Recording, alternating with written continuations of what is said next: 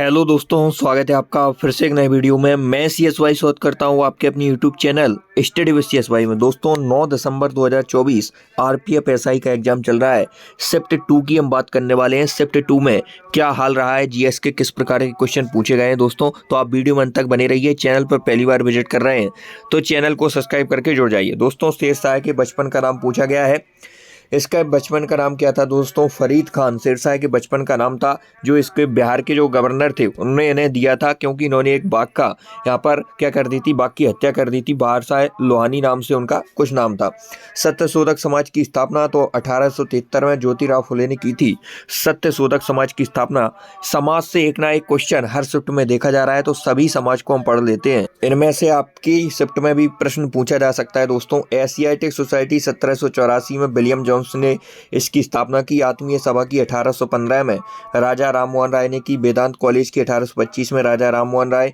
युवा बंगाल आंदोलन 1826 में हेनरी लुई विवियन डिरोजियो। ब्रह्म समाज की स्थापना राजा राममोहन राय ने 1828 में। तत्वबोधनी सभा की 1839 में देवेंद्रनाथ ठाकुर ने। ब्रिटिश सार्वजनिक सभा की 1843 में दादा भाई नौरोजी, जिन्हें grand old man of India कहा जाता है। वयोवृद्ध व्यक्ति भारत के किसे कहा जाता है? दादा भाई नौरोजी कहा जाता है।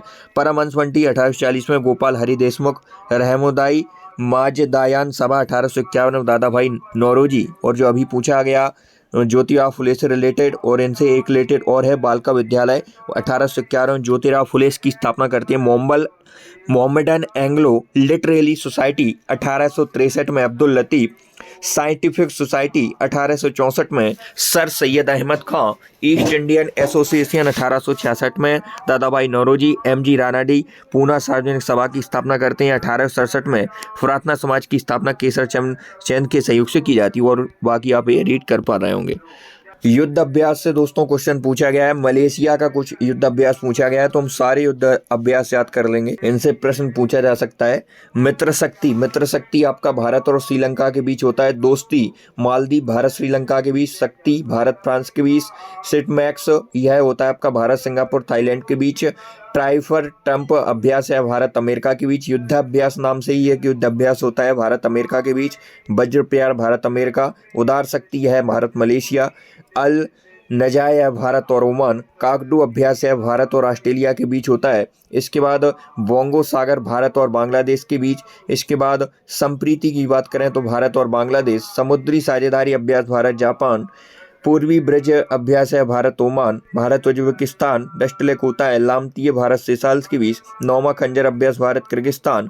धर्म गार्जियन भारत जापान।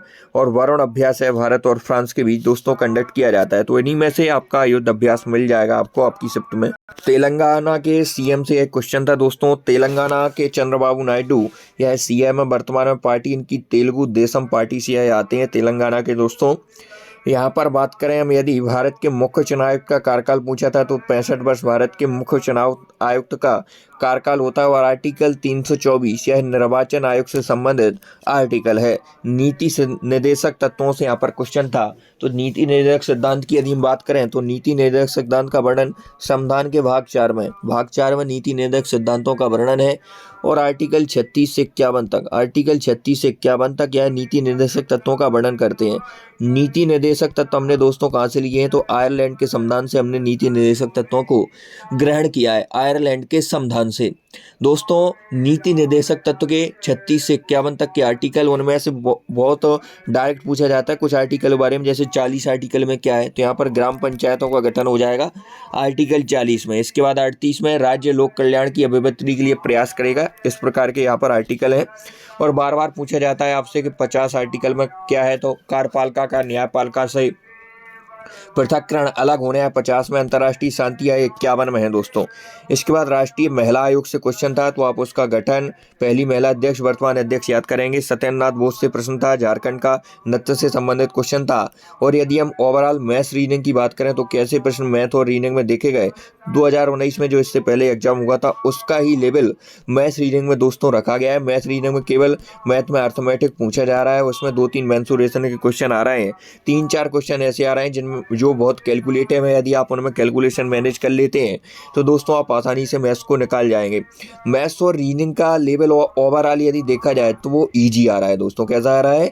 ईजी आ रहा है। और जीके जीएस की बात करें तो जीएस का लेवल यहाँ पर मॉडरेट टू डिफिकल्ट आ रहा है दोस्तों। यह है ओवरऑल एग्जाम का रिव्यू है। तो आज की इतना ही, मिलते हैं नेक्स्ट, तब तक के लिए जय हिंद। चैनल को सब्सक्राइब करके जुड़ जाइए।